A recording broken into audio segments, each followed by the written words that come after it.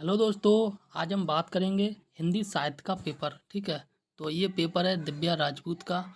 और इसकी एक वीडियो पहले बनाई थी जिसको शायद आपने देखा है। अगर देखा है तो अच्छी बात है, और अगर नहीं देखा है तो आप वीडियो को देख सकते हैं। तो ये उसी वीडियो का एक सेकंड पार्ट है। ठीक है, तो क्वेश्चन को डिस्कस करने से पहले मैं आपसे कहूँगा कि वीडियो अगर अच्छी लगे तो प्लीज़ वीडियो को लाइक कर दें, दोस्तों में शेयर कर दें, और चैनल को भी दोस्तों सब्सक्राइब कर लें इसी प्रकार की बहुत सारी वीडियो देखने के लिए, और इसके साथ ये जो क्वेश्चन हैं इनको एनालिसिस करने के लिए। ठीक है, एक वीडियो एक सेपरेट वीडियो में लेके आऊँगा जिसमें बताऊँगा कि मेंस को लिखते समय किस किस मोस्ट इम्पोर्टेंट पॉइंट को आपको ध्यान में रखना है। तो दोस्तों ये क्वेश्चन है कि श्रद्धा भक्ति निबंध के आधार पर आचार्य रामचंद्र शुक्ल की निबंध शैली की विशिष्टताओं का उद्घाटन कीजिए। ठीक है, तो ये क्वेश्चन शुरू किया है कि रामचंद्र शुक्ल, ठीक है, निबंध साहित्य के शिखर।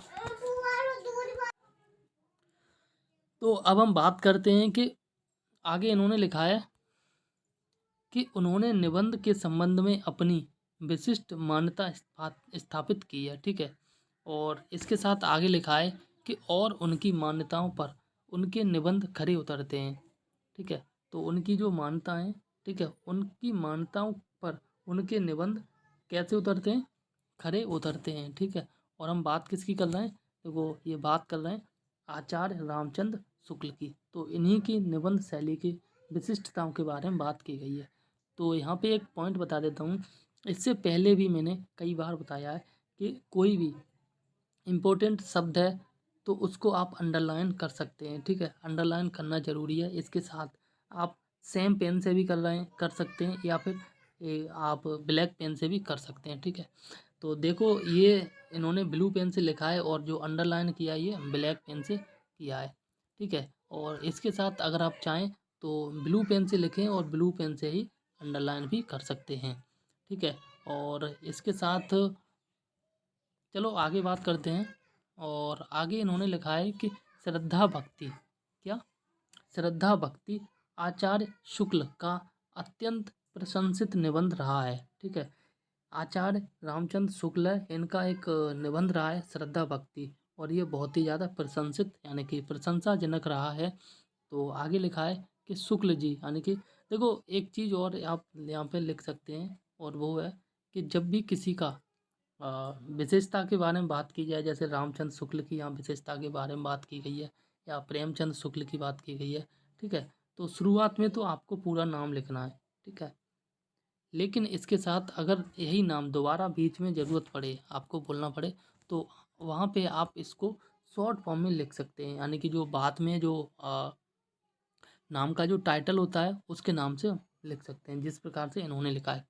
इन्होंने केवल लिखा है आचार्य शुक्ल जी। ठीक है, इन्होंने रामचंद्र शुक्ल नहीं लिखा है। इससे आपको एक फ़ायदा होगा, और वो होगा कि आपको आ, यहाँ पे कह सकते हैं कि कम से कम शब्दों में आप अच्छे से अच्छे शब्द लिख सकते हैं। ठीक है, तो ठीक है, और यहाँ आगे लिखा है कि शुक्ल जी की निबंध शैली की विशेषताएं इस प्रकार हैं। ठीक, तो यहाँ विशेषताओं के बारे में बात की गई है, और पहली विशेषता है कि शुक्ल जी, देखो जब भी हम पॉइंट बनाएं तो पॉइंट में नंबरिंग भी कर सकते हैं, इसके साथ स्टार बना सकते हैं, इसके साथ अगर आप डैश लाइन बनाएं तो वो भी बना सकते हैं, और इन्होंने इस प्रकार से बनाया है। ठीक है, इस प्रकार से बनाया है, तो जैसा आप चाहें वैसा बना सकते हैं। हाँ, एक और कोशिश करना कि प्रत्येक क्वेश्चन में कभी आप नंबरिंग कर दें, कभी स्टार बना दें, कभी इस प्रकार के चिन्ह भी बना सकते हैं, या फिर आप इस प्रकार के चिन्ह भी बना सकते हैं। ठीक है, तो इस प्रकार से लिखने से कुछ ज़्यादा ही इम्पैक्टफुल क्वेश्चन होता है। और यहाँ पे इन्होंने लिखा है कि शुक्ल जी विचारात्मक निबंध लिखते थे। मतलब शुक्ल जी जो थे वह किस प्रकार के निबंध लिखते थे, वह विचारात्मक निबंध लिखते थे।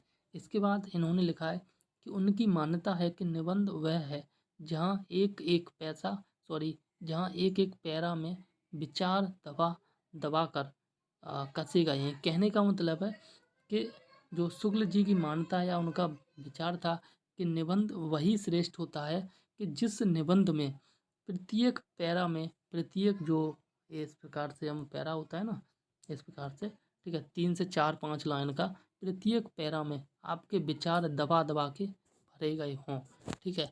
तो वही कहा गया है। और आगे कहा गया है कि यह मान्यता श्रद्धा भक्ति में स्पष्टतः परिलक्षित होती है। तो इनकी जो मान्यता है वह श्रद्धा भक्ति इनका क्या था, निबंध था, ठीक है। तो उस निबंध में इनकी यही मान्यता, जिस मान्यता के बारे में इन्होंने कहा है वह स्पष्टतः परिलक्षित का मतलब है दिखाई देती है, ठीक है।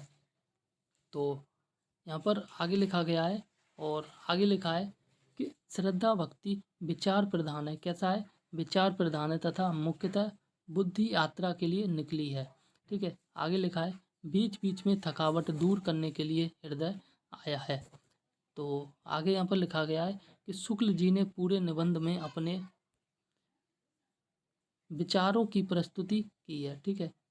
शुक्ल जी ने जो ये निबंध है, क्या नाम है इसका, श्रद्धा भक्ति।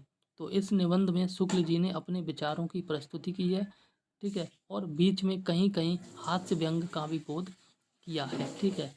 और आगे यहाँ पर लिखा गया है उदाहरणतः, ठीक है, एक उदाहरण भी दिया है। और ये देखो संभवतः ये जो श्रद्धा भक्ति निबंध है उसी का 2-4 लाइनें हैं। हालांकि मैंने ये निबंध नहीं पढ़ा है तो I am not sure about that. तो यहाँ पर लिखा गया है कि जब कोई पक्का कलामबद्ध गाना गाने के लिए अपना पाठ अंगुल मुंह खोलता है और आ करके विकल होता है तो बड़े बड़े लोगों का आसन डिग जाता है, ठीक है, ये लिखा है। और आगे यहाँ पर लिखा गया है कि शुक्ल जी की शैली दूसरी विशिष्टता यह है। शुक्ल जी की एक शैली के बारे में तो बात हो गई, ठीक है, जिसमें उनके जो विचार थे वह विचार प्रत्येक पैरा में कूट कूट के भरे थे, ठीक है। और दूसरी वहाँ बात की गई दूसरी शैली की, शुक्ल जी की शैली की दूसरी विशिष्टता यह है कि उन्होंने सूत्र भाषा का अत्यंत सदा प्रयोग किया है। अत्यंत अच्छा, यहाँ शायद अच्छा लिखा है तो अच्छा प्रयोग किया है, ठीक है। तो आगे फिर लिखा गया है एक कोट में और जिसको हम पढ़ते हैं यहाँ पर, और ये है कि प्रेम और श्रद्धा के योग का नाम ही भक्ति है। जहाँ पर प्रेम है और जहाँ श्रद्धा है, इन दोनों को मिला दिया जाए, योग यानी कि जोड़ दिया जाए, तो उसी को हम भक्ति कहते हैं। ऐसे मान लो जब आपका किसी के प्रति प्रेम है और उसके प्रति आपकी श्रद्धा भी है, ठीक है, तो उसको मिला के हम भक्ति कह सकते हैं। जिस प्रकार से एक जो भक्त होता है भगवान के प्रति उसका प्रेम होता है और एक उसका विश्वास, एक श्रद्धा भी होती है, तो उन दोनों के योग को हम यहाँ क्या कहते हैं, भक्ति कहते हैं। फिर आगे कहा गया है कि प्रेम स्वप्न है, अगर प्रेम स्वप्न है तो श्रद्धा जागरण है। यहाँ पर दोनों का अलग मतलब बताया है कि अगर प्रेम जो है वह स्वप्न है, ठीक है, स्वप्न है, यानी कि if love is dream then श्रद्धा इज जागरण। तो श्रद्धा जो है, जो आपकी आस्था होती है, वह एक जागरण है, ठीक है। आगे यहाँ पर कहा गया है कि एक अन्य विशिष्टता यह है कि शुक्ल जी ने विचारों की संतुलित व संयमित प्रस्तुति की है, ठीक है। और आगे फिर लिखा गया है कि समग्रतः शुक्ल जी ने अपने निबंधों में इतनी मौलिकता, सृजनशीलता व प्रयोगशीलता प्रदर्शित की है कि आज तक कोई निबंधकार उनके निबंधों की बराबरी नहीं कर सकता है। मतलब निबंध जो शुक्ल जी हैं, उन्होंने अपने निबंधों में इतनी ज़्यादा मौलिकता दी है, सृजनशीलता दी है और प्रयोगशीलता दी है। मौलिकता का मतलब है कि जब इन्होंने अपने निबंध लिखे हैं तो उस निबंध में एक यहाँ पर कह सकते हैं कि किसी घटना से संबंधित बहुत ही ज़्यादा रिलेटेड घटना है, ठीक है। और एक सृजनशीलता है, वो ऐसा लगता है कि जैसे सच में यह घटना, जब हम निबंध पढ़ते हैं तो ऐसा लगता है कि सच में वो घटना हमारे सामने हो रही है, ठीक है। प्रयोगशीलता का मतलब है वो थोड़ा सा रिलेटेड है कि जो प्रयोग के लायक है, ठीक है, तो प्रदर्शित की है। फिर आगे यहाँ पर कहा गया है कि आज तक कोई भी निबंधकार इनके निबंधों की बराबरी यानी टक्कर नहीं कर सका है। तथा आगे फिर लिखा गया है कि तथा निबंधों के इतिहास को निबंधों के इतिहास को भी शुक्ल जी के आधार पर विभाजित किया गया है। यानी कि निबंधों के जो इतिहास है, एक मिनट, निबंधों का इतिहास है, ठीक है, और निबंधों के इतिहास को भी शुक्ल जी के आधार पर विभाजित किया गया है।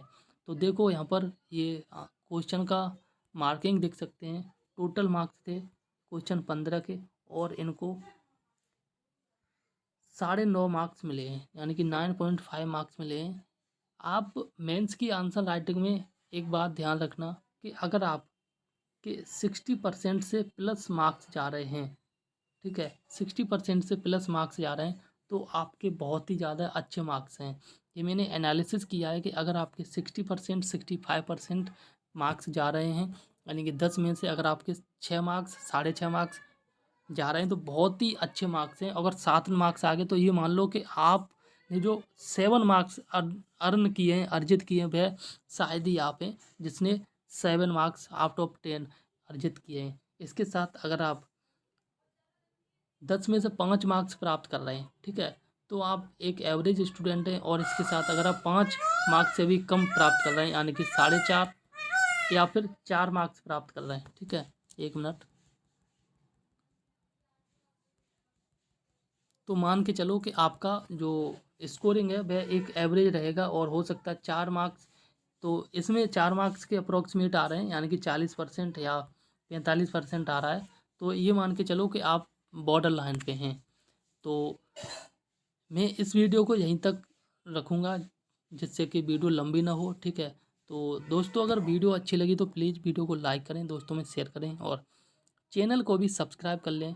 इसी प्रकार की बहुत सारी वीडियो पाने के लिए दोस्तों मैं कोशिश करूँगा कि मेंस की जितनी भी आंसर राइटिंग है वो अपने स्तर से आपको बेहतर से बेहतर तरीके से समझा सकूं, ठीक है। तो तब तक के लिए नमस्कार, जय हिंद।